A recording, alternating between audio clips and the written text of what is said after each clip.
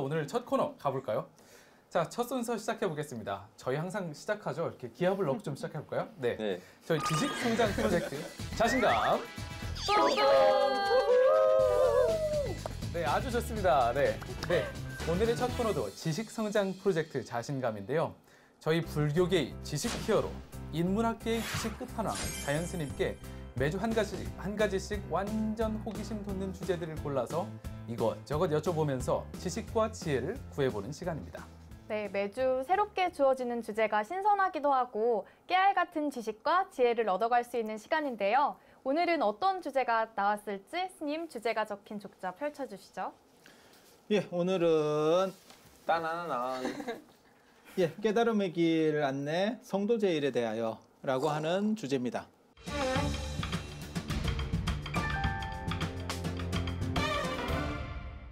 저희가 약간 뒷북을 하고 있는데요. 어제가 네. 이 성도 제일이었었어요. 그래서 부처님께서 깨달음을 얻으신 날, 그래서 불교적으로는 굉장히 중요하죠. 왜냐하면 기독교 같은 경우는 신이기 때문에 탄생의 의미 부여를 해서 탄생부터 시작점을 잡고 있는 데 비해서 불교는 인간의 탄생인 거고 그 다음에 어떤 수행을 통해서 이게 재탄생이죠.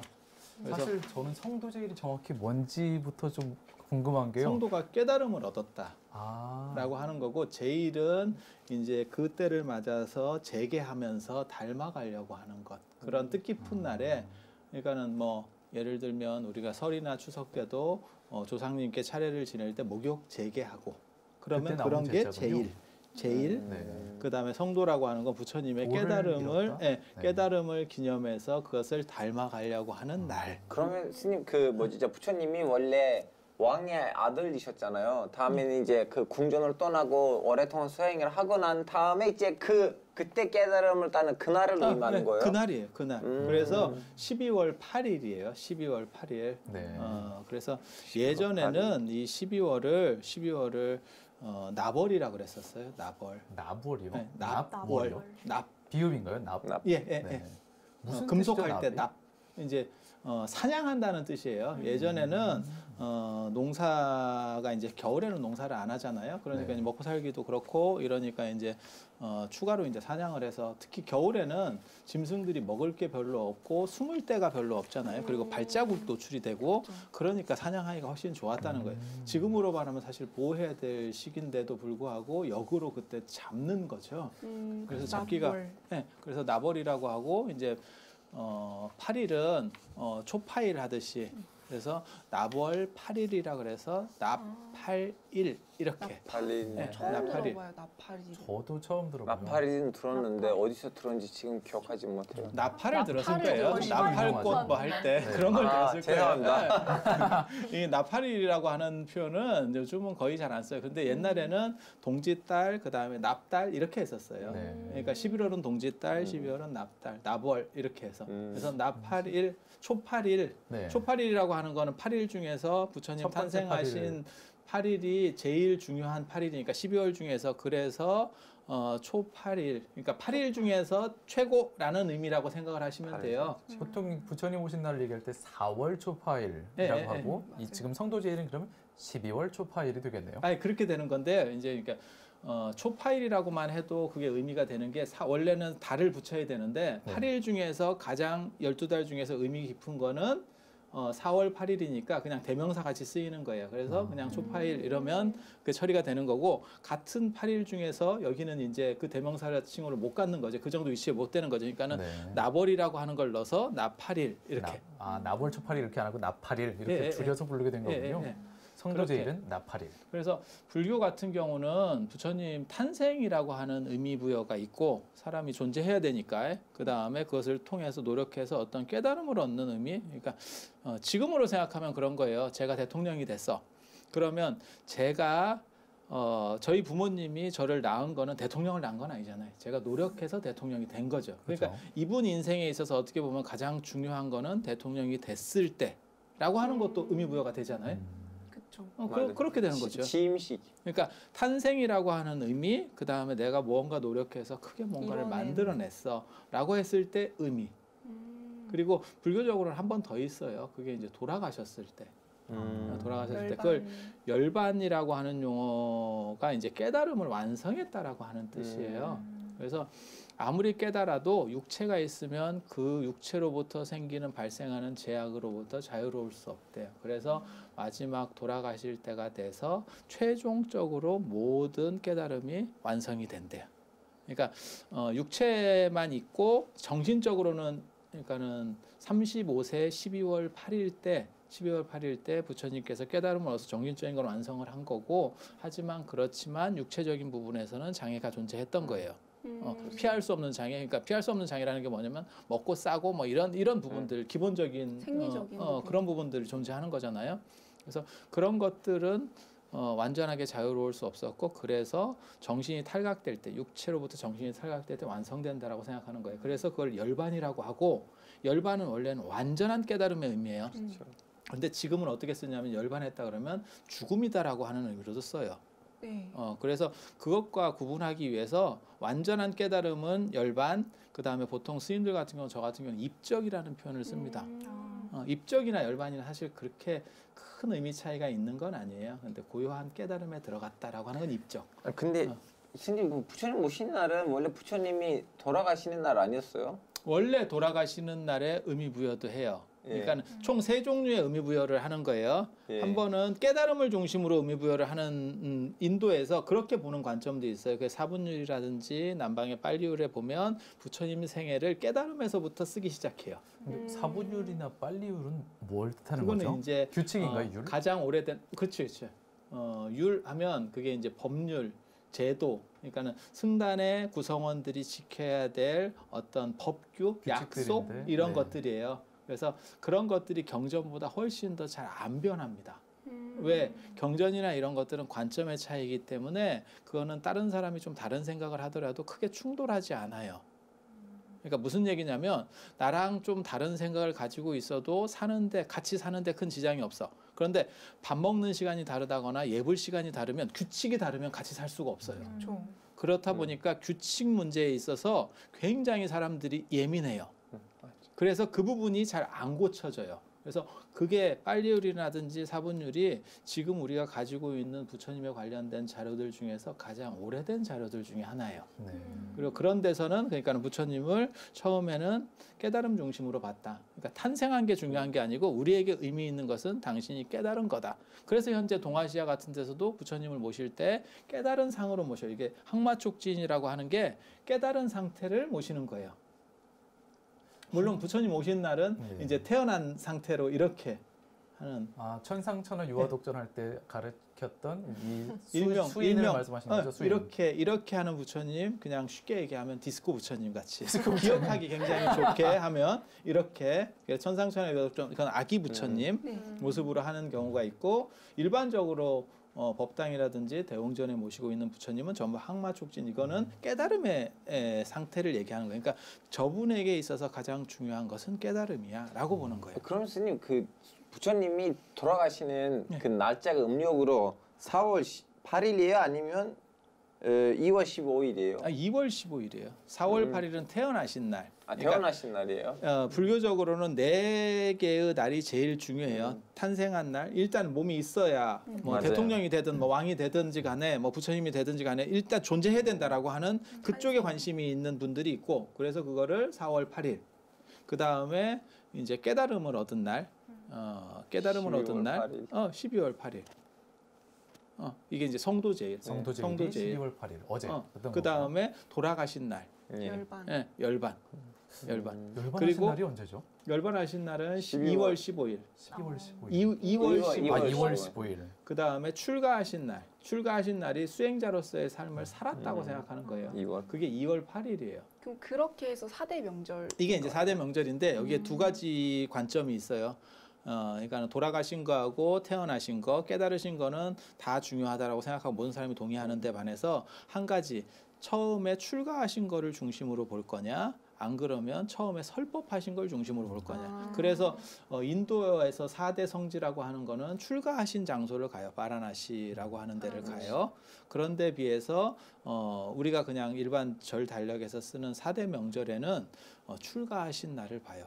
그러니까 인도는 사진법 문화이기 때문에 5개가 중요한데 뭘 넣을까에 대해서 두 집단이 여러 집단들이 달랐던 거예요. 상이한 견해들을 냈던 거예요. 이런 식의 여러 가지 조건들이 존재했다라는 거를 누가 밝혔냐면 내가 밝혔어요. 전문가가 이게 사람들이 저번에 우리가 만자 얘기 이런 거 하고 났을 때 그거를 우리도 다 아는데 왜 모른다고 해요? 이렇게 말씀하시는 분들이 있는데 실제로 그것을 면밀하게 위에까지 올라가 보면 그것은 통일된 견해가 존재하지 않아요 라고 해서 모른다고 하는 거예요. 그러니까 그건 뒤에 덧붙여진 이야기들이고 원판은 없었던 거예요 라고 말하는 거예요. 근데 제가 워낙 전문가스럽지 않게 말을 하는 비신뢰적인 어법을 사용하기 때문에 어떤 나름 맛이 있어요, 스님. 아니 근데 이게 젊은 사람들한테는 나름 맛이 있는데 어른들이 볼 때에는 전문가도 아닌 사람이 왜 저렇게 얘기를 할까 이런데 제가 전문가입니다.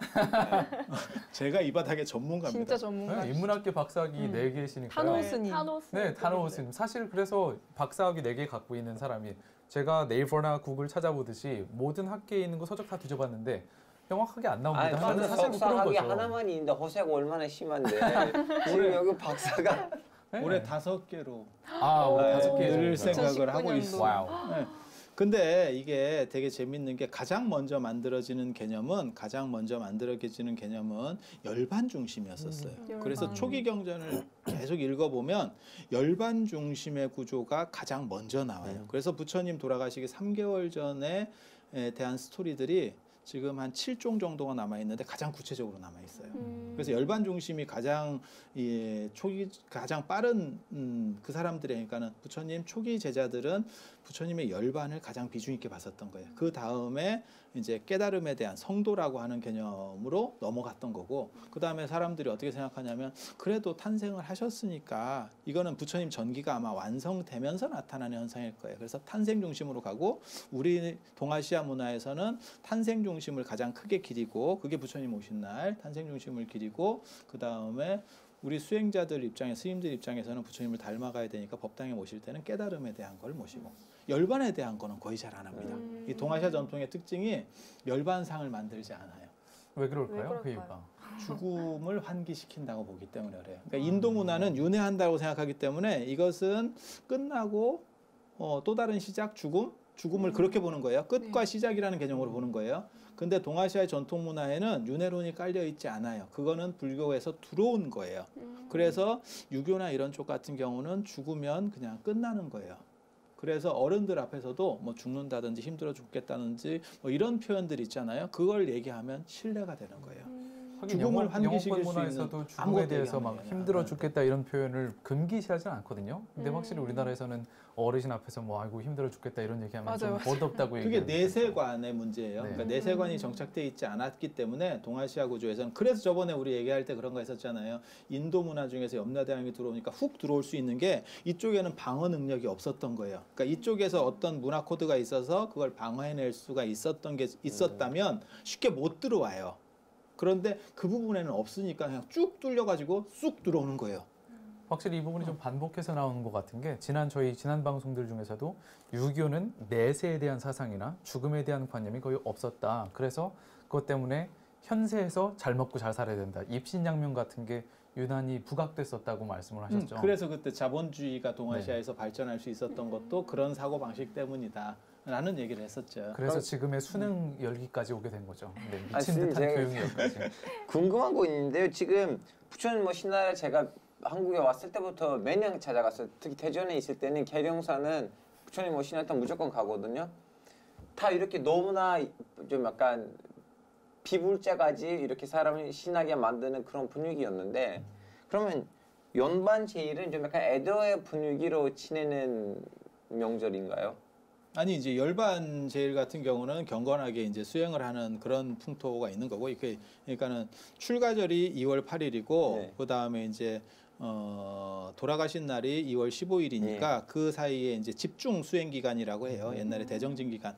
아마 지금 여기서 그걸 빼면 안 돼요. 왜냐하면 좀 있다가 이제 좀 지나면 그때쯤 돼서 다시 그 주제가 올라올 거예요. 내가 그때 하고 지금은 성도제일 때, 성도제일이라고 하는 부분은 부처님께서 깨달음을 치열한 수행을 하고 난 결과로서 인간을 극복해서 깨달음을 얻은 거니까 초인이 되는 거예요.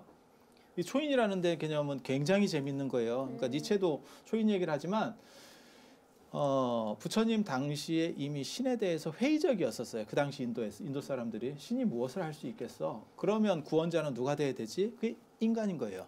그러면 인간 중에서 보통 사람은 아니고 인간을 넘어서는 또 다른 인간. 그러니까 니체의 초인주의도 그렇게 나오는 거거든요. 그러니까 신은 죽었다 하고 초인하고 같이 나오는 거예요. 왜? 그 당시 더 이상 어떻게 할 수가 없으니까. 그리고 지금 현실도 마찬가지예요.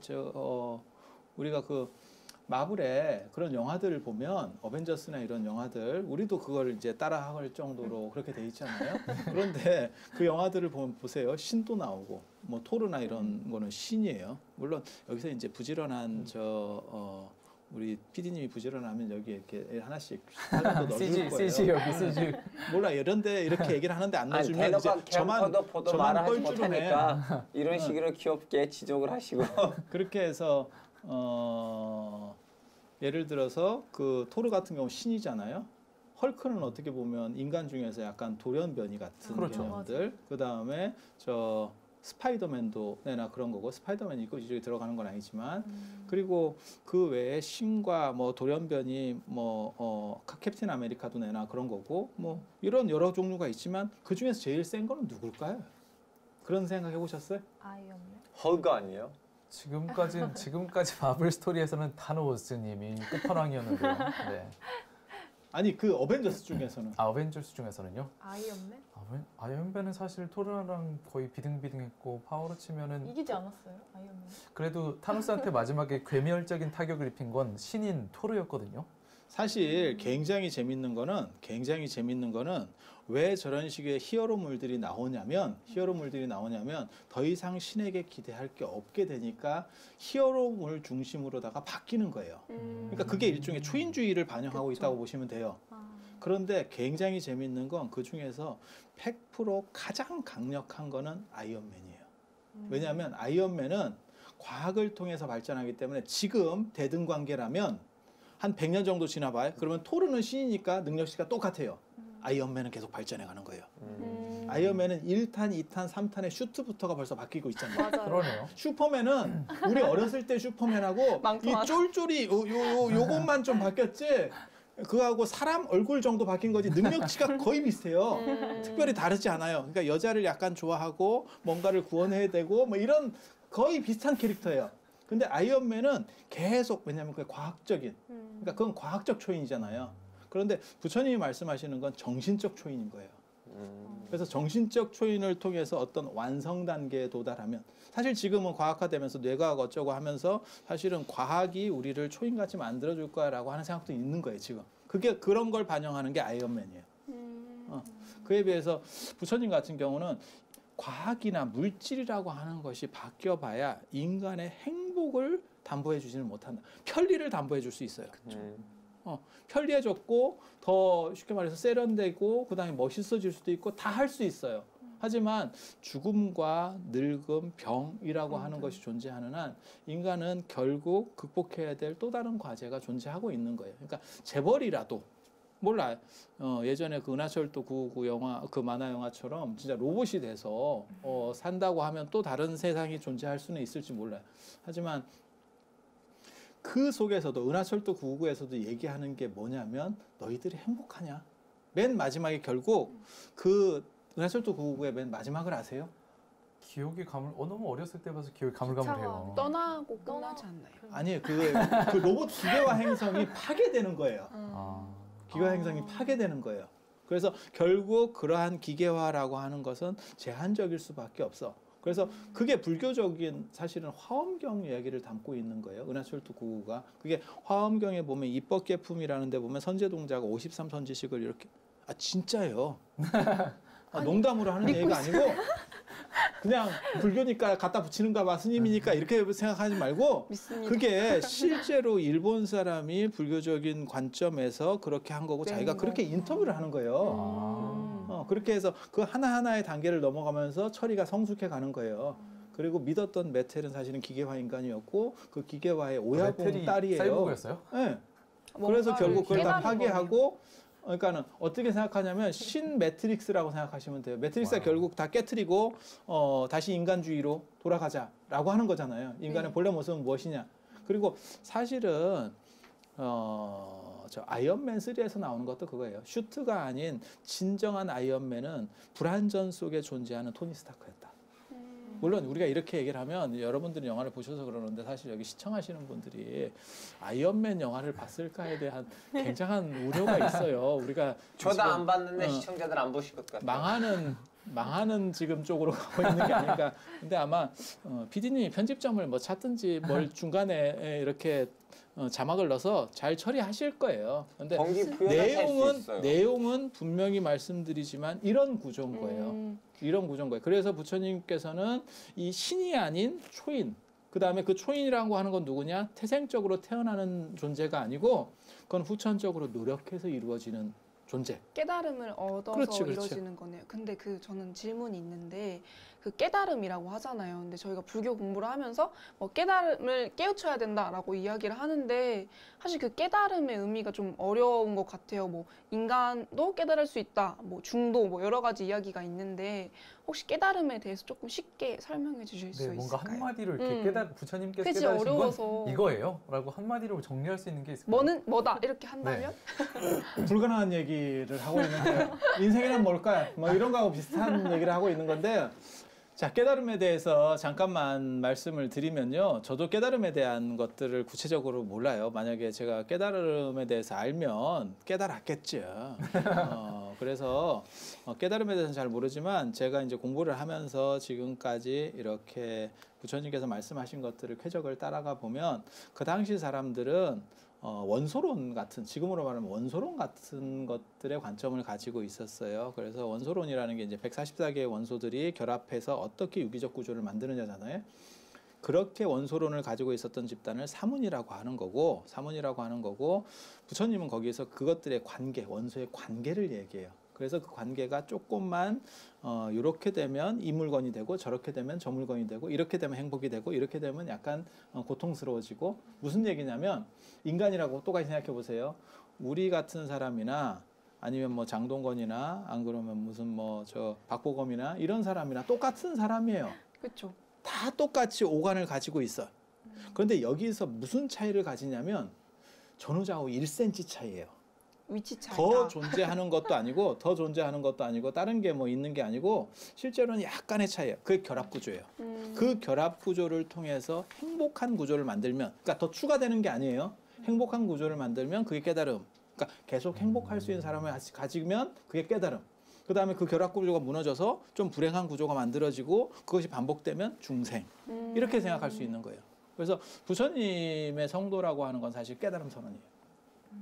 혹시 예린아 씨 죽에 대해서 뭔가 여쭤보려고 한 게 아니었나요? 저 나팔일에 먹는 죽이 있다고 했는데 그게 뭔지 좀 궁금합니다. 아까부터 참고 있었어요. 틈이 생겼으면 음식 질문하려고 했는데 왜 자꾸 이렇게 깨달음 얘기 나올까? 부처님께서 깨닫기 전에 어떤 일이 있으셨냐면 깨달음을 얻으시기 전에 이제 고행을 포기하시고 수행이나 이런 것들이 너무 이렇게 고통스러운 수행으로서는 정신적 완성을 얻을 수 없다라고 생각을 하셔서 이제 고행을 포기하는 의미로 목욕을 하시고 지련선화에서 목욕을 하시고 그 다음에 그렇게 앉아 계셨을 때 수자타라고 하는 목동의 딸이에요.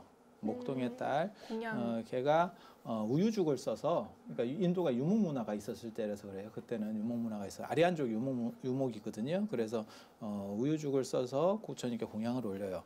그 공양을 드시고 부처님이 깨달음을 얻었기 때문에 12월 8일 성도제일에 철야 기도를 합니다. 절에서 모든 절에서 지금 하는 건 아니고 예전에는 진짜 엄청나게 했었어요. 그리고 나서 그때 중간에 죽을 줍니다. 그걸 12월 8일, 납월 8일에 먹는 죽이라고 그래서 납팔죽이라고 해요. 나팔을 납팔죽. 분다가 아니라 우리가 이제까지 나팔. 얘기하고 있는 죽이군요. 네, 발음이 굉장히 어렵습니다. 그래서 이 동네에서 그 문화가 없어지게 되는 이유 중에 하나가 사실은 발음 문제가 있는 거예요. 마치 우리가 석탄일이나 불탄일이 없어지고 부처님 오신 날로 바뀌는 것도 발음 문제예요. 발음 문제. 한자. 네. 그래서 이제 발음이 좀 어렵거나 약간 이렇게 좀 꺼려하는 발음들이 많이 들어가면 그 단어가 사라지게 되는, 대체되거나 사라지거나 그래요. 그리고 또 무슨 일이 있냐면 원래는 그게 도시에도 원래 절들이 꽉 차 있고 산에까지 들어가 있는 거거든요. 이게 불교 시절에는 고려 시대 때까지만 하더라도, 그러니까 지금 교회가 도시에 너무 많아서 나중에 지금 산에 기도원까지 막 생기고 있는 상황이라고 똑같이 생각하시면 돼요. 그러다가 조선 시대가 되면서 도시절들이 싹 날아가고 산에만 남으니까 지금 마치 산사 같은 그런 문화가 만들어지는 거거든요.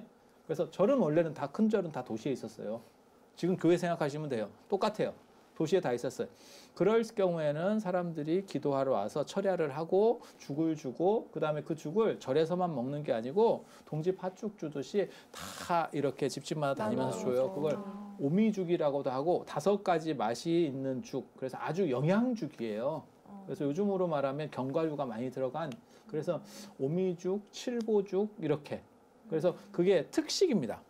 그래서 집집마다 다 돌아다니면서 이렇게 대중공양도 올리고 절에서만 먹고 수행하고 무슨 기도하고 그런 데서 그치는 게 아니고, 그런데 산절이다 보니까 나중에는 어떤 일이 벌어지냐면 철야를 하면 사람이 갈 데가 없어요.